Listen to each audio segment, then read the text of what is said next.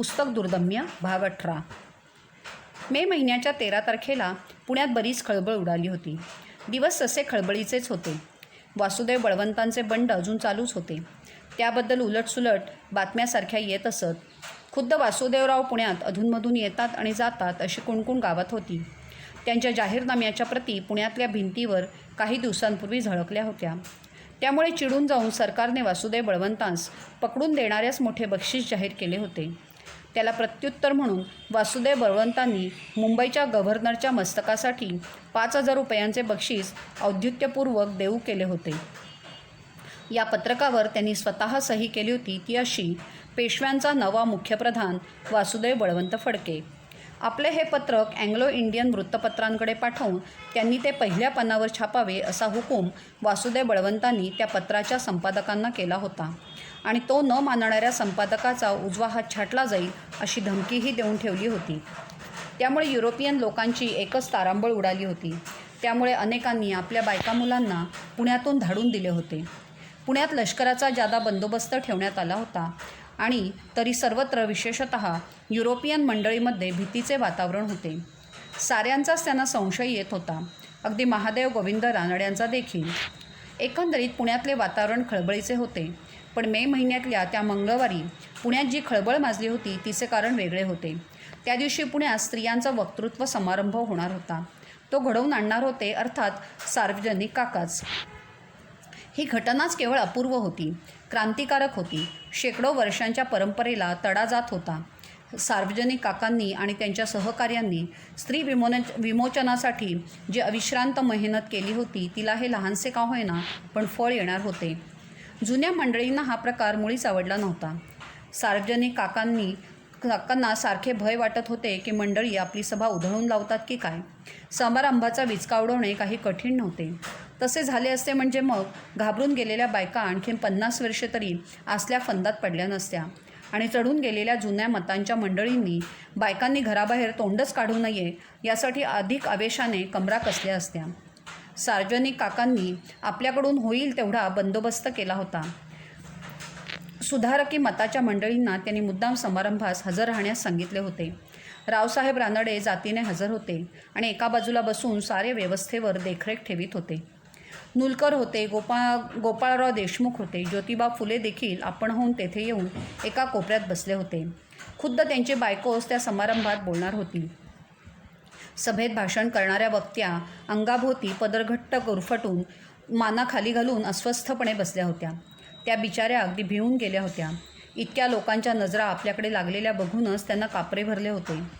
भाषणे पाठ करून म्हणायची असे आधी ठरलेले होते, पण त्यांची अवस्था पाहून लिहून आणलेली भाषणे वाचून दाखवली तरी चालतील असे सार्वजनिक काकांनी त्यांना सांगितले होते. बैठकीची जागा श्रोत्यांनी अगदी भरून गेली होती. बाहेर तर खूपच गर्दी होती. त्या गर्दीत टवाळपणा चालला होता. टार्गट विनोदांचे सांडपाणी ठिकठिकाणी वाहत होते. या समारंभाला आगरकर मोठ्या उत्साहाने आले होते. बैठकीत अगदी पुढची जागा पटकावून बसले होते. त्यांचा चेहरा विलक्षण उत्तेजित झालेला होता. डोळे तकाकत होते. तिथे त्यावेळी कोणी गडबड केली असती तर त्याला गचांडी मारायला ते ताबडतोब पुढे सरसावले असते. आगरकरांच्या बरोबर बळवंतराव देखील होते. ते मांडी ठेवून शांतपणे या गमतीच्या प्रकाराकडे पाहत होते. सुदैवाने सभेत समारंभाला विरोध करायला कोणीच उभा राहिला नाही. बायकाने देखील अडखळत का होईना पण लिहून दिलेली भाषणे वाचून दाखवली. मध्येच कोणी अडून थांबली असा प्रकार झाला नाही. अगदीच नैसर्गिक भाषण झाले ते ज्योतिबांच्या बायकोचे. भाषण चालू असताना बैठकीच्या जागेत तरी टवाळपणा कोणीच केला नाही. घरंदाजांच्या बायका मुलींची भरसभेत शोभा करावी असा विचार कोणाच्या मनात आला असेल असं नाही, पण प्रत्यक्षात 4 लोकात आणि सार्वजनिक काकांच्या व माधवराव रानड्यांच्या समक्ष तसे करायला कोणी धजला नाही. सभा संपल्यावर रस्त्याने जात असताना आगरकर म्हणाले, बळवंतराव, आज ही जी घटना घडली ती पाहून मला जो आनंद झाला तो केवळ अवर्णनीय आहे. हिंदू धर्मानं हजारो वर्ष घराच्या कोंडवाड्यात ठेवलेली स्त्री आज त्या कोंडवाड्यातल्या भिंती फोडून बाहेर पडली. त्यामुळे समाजरचनेचा पायाच बदलणार आहे. व्यक्ती स्वातंत्र्याच्या तत्वावर आता त्यांची उभारणी होणार आहे. चक्रवर्ती हिंदू सम्राटांनी युद्धात मिळवलेल्या मोठमोठ्या विजयांपेक्षा देखील हा विजय मोठा आहे, कारण हा विजय शक्तीचा नाही तत्वाचा आहे. बळवंतराव थंडपणाने म्हणाले, तत्वतः पाहिलं तर तुम्ही म्हणता त्यात काही तथ्य आहे, पण 4 बायकांनी उठून सभेत रटफ करीत 2 वाक्य बोलली म्हणजे काही मोठे स्वर्गाला हात लागले असं मला तरी वाटत नाही. आणि तसं पाहिलं तर बायकांनी आजच हे उद्योग करायची काय आवश्यकता आहे? आपल्या पुरुषांचीच अवस्था आज कांकणं भरलेल्या बायकांसारखी झाली आहेत. त्याचं आधी विमोचन होऊन त्यांना काय ती कर्तबगारी दाखवू द्या, मग बायकांचं पाहू. आज त्या घर सांभाळत असल्या म्हणून काही मोठं बिघडेल अशातला भाग नाही. यावर आगरकर काहीतरी तावातावाने बोलणार होते, पण तेवढ्यात सोसाट्याचा वारा सुटला, आकाशात कडकडाट झाला आणि पाऊस कोसळू लागला. त्यामुळे हे दोघे मित्र पागोटी सावरीत धावले आणि जवळच विश्रामबाग वाडा होता, तिथे त्यांनी आसरा घेतला. उपरण्याने आपले तोंड टिपीत आगरकरांनी त्या वाड्याच्या अंतरंगाकडे पाहिले आणि ते म्हणाले, बळवंतराव, आपल्या कॉलेजसाठी असा एखादा वाडा भाड्याने मिळाला तरी चालेल. बळवंतराव म्हणाले, ही पेशव्यांची वास्तू आहे. इथं सरकारी इंग्रजी शाळा असण्यापेक्षा आपल्यासारख्या देशप्रेमी लोकांचं कॉलेज असणंच योग्य. पण काय करणार, या गोष्टी आपल्या हातच्या नाहीत. बळवंतरावांनी मोठ्या अभिमानाने त्या वाड्याकडे पाहिले. वाडा भव्य आणि प्रशस्त होता. त्याला 3 चौक होते. त्यावरून त्याच्या विस्ताराची कल्पना येईल. त्याच्या खालच्या मजल्यावर दरबारी बैठकीसाठी प्रशस्त सभागृहे होती. त्यांच्या खांबावर सुंदर कोरीवकाम केलेले होते. बळवंतराव म्हणाले, असले वाडे त्या काळी आपले कारागीर बांधत असत आणि त्यात वास्तव्य करून ब्राह्मण राज्यकर्ते सगळ्या देशाचं राजकारण करीत असत. आता त्यातलं काहीच राहिलं नाही. आगरकर म्हणाले, राज्यकर्त्यांनी नव्या युगाच्या गरजा ओळखल्या नाहीत म्हणजे असंच व्हायचं. पण झालं ते एका अर्थी बरंच झालं. नाहीतर या वाड्यात अर्थशून्य वेदपठण चालू राहिलं असतं आणि ब्राह्मण भोजनं झडत राहिली असती. बळवंतराव वेशाने म्हणाले, असं का म्हणता? पण तेवढ्यात रस्त्याने जाणाऱ्या नामजोशांनी बळवंतरावांना हाक मारली. बळवंतराव पुढे गेले तेव्हा त्यांना जरा एकीकडे नेऊन नामजोशी म्हणाले, अण्णासाहेबांनी तुम्हाला एकदा येऊन जायला सांगितलं आहे. उद्या सकाळीच गेला तर ठीक होईल. बळवंतराव म्हणाले, ठीक आहे. पाऊस थांबला होता, पण पावसामुळे बराच चिखल झाला होता. शिवाय एव्हाना उशीरही बराच झाला होता. तेव्हा त्या दिवशी हॉस्टेलवर परत न जाता गावातच बळवंतरावांच्या घरी मुक्काम करायचे त्या दोघा मित्रांनी ठरविले. जेवणे उरकल्यावर बराच वेळ दोघा मित्रांच्या गप्पा चालल्या होत्या आणि मग दोघेही झोपी गेले. पाऊस पडल्यामुळे हवेत सुरेख गारवा आला होता आणि त्या गारव्यात सगळे पुणे गाढ झोपले असता एकाएकी आरोळ्या उठल्या. आग आग आग लागली आहे, धावा धावा.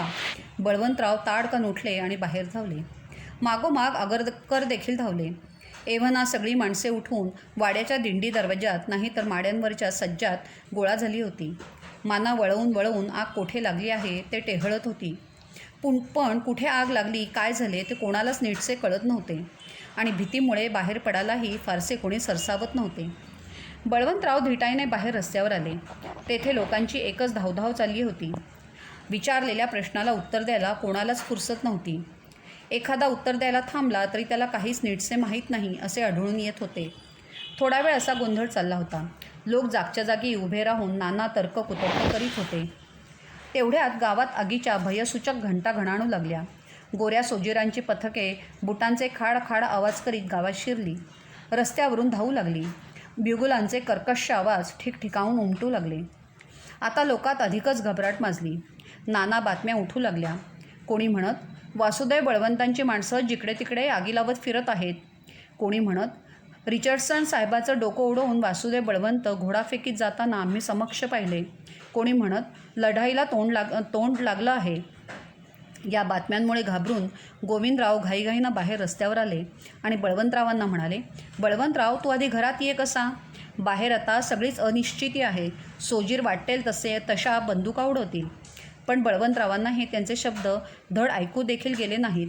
त्यांची मुद्रा क्षुब्ध झाली होती. चेहऱ्यावरचे स्नायू ताठले होते. डोळ्यात खून चढल्यासारखा झाला होता. ते गोविंदरावांना बाजूला सारून धावत सुटले. उघडे बोडकेत बळवंतराव पुण्याच्या रस्त्यावरून धावत सुटले. गोविंदराव कावरेवरे झाले आणि आगरकरांना म्हणाले, गोपाळराव, हा उघडाच धावत सुटला आहे. तुम्ही निदान अंगरखा पागोटं घेऊन तरी त्याच्या मागोमाग जा आणि हे पहा, त्याला हूडपणा मात्र करू देऊ नका हो. आगरकरांनी घाईघाईने आपला अंगरखा पागोटे चढवले. मग बळवंतरावांचे अंगरखा पागोटे ते हुडकू लागले. सत्यभामेने मुकाट्याने त्या वस्तू खुंट्यावरून काढल्या आणि आगरकरांच्या पुढे उभी राहिली. तिच्या हातातून त्या वस्तू घेत आगरकर म्हणाले, वहिनी, तुम्ही काळजी करू नका. मी त्यांना व्यवस्थित परत घेऊन येतो. आणि आगरकर देखील बळवंतरावांच्या मागोमाग धावत सुटले. एव्हाना आग विश्रामबाग वाड्याला लागली आहे हे स्पष्ट झाले होते, कारण सोल्जरांची पथके आणि अग्निशामक फलटण त्याच दिशेने धावत होती. आगरकर विश्रामबाग वाड्याजवळ जाऊन पोहोचले तेव्हा एक अभूतपूर्व दृश्य त्यांच्या नजरेला पडले. त्या वाड्यात त्या प्रचंड वास्तूतून ज्वाळा उसळत होत्या. अगदी उंच उंच जाऊन आकाशाला भिडत होत्या. वाऱ्याच्या झोताबरोबर झपाटल्यासारख्या वेड्यावाकड्या डोलत आणि नाचत होत्या. मध्येच दूरवर दुसऱ्या घरांवर झेप घेत होत्या. मध्येच त्यातल्या एखादा ज्वालेचा तुकडा तुटून वेगळा होत होता आणि अंतराळात एखादा तेजोमय वस्त्रासारखा फडफडून मग लुप्त होत होता. त्यातच कडाड कडाड असा आवाज व्हायचा आणि वाड्याचा एखादा भाग कोसळायचा. वाड्याभोवती पोलिसांनी आणि सोजिरांनी गराडा घातला होता. अग्निशामक फलटणीतल्या लोकांची शिस्तबद्ध धावपळ चालली होती. त्यांच्या यंत्रातून पाण्याचे प्रचंड फवारे त्या ज्वालांवर मारा करीत होते. पण वरच्यावरच पाण्याची वाफ होत होती. आग अधिकच भडकत चालली होती. असे वाटत होते की आग आता कोणालाच आटोपायची नाही. ती सगळे पुणे जाळून खाक करणार आणि तरीही पेटत पेटत पसरतच राहणार. इकडे सोजीर आणि पलटणीतले लोक मात्र शिस्तबद्ध पद्धतीने आपापली कामे करीत होते. भोवतालची भीती आणि गोंधळ याचा त्यांना स्पर्शही झालेला दिसत नव्हता. भोवतीच्या सैनिकांच्या आणि पोलिसांच्या कड्याबाहेर माणसांचा नुसता समुद्र उसळला होता. सगळी माणसे वेड्यासारखी ओरडत होती, सैरावैरा धावत होती आणि खदाखदा हसत देखील होती. पुण्याचे पोलीस प्रमुख सॅम्युअल ट्रेम या गर्दीचे नियंत्रण करीत होते. लोकांना मागे हटवीत होते, पण लोक अनावर झाले होते. पोलीस अंगावर धावून आले म्हणजे तेवढ्यापुरते ते मागे सरकत आणि मग पुन्हा पुढे घुसत. इंग्रज सरकारची सत्ताच जणू संपुष्टात आली असे त्यांना वाटत होते. त्यामुळे इतके दिवस पोटात दडपून ठेवलेली वैराची भावना आणि सुडाची इच्छा उफाळून वर येत होती. धडाडत्या ज्वालांच्या लाल पिवळ्या प्रकाशात पुणेकर बेतालपणे आणि उद्दामपणे वागत होते. मोठमोठ्याने वाटेल ते बोलत होते, ओरडत होते, खिंकाळत हसत देखील होते. पुणेकरांच्या या उद्दामपणाची ब्रिटिश अधिकाऱ्यांनी नोंद केली. त्याबद्दल ते पुणेकरांना क्षमा करणार नव्हते.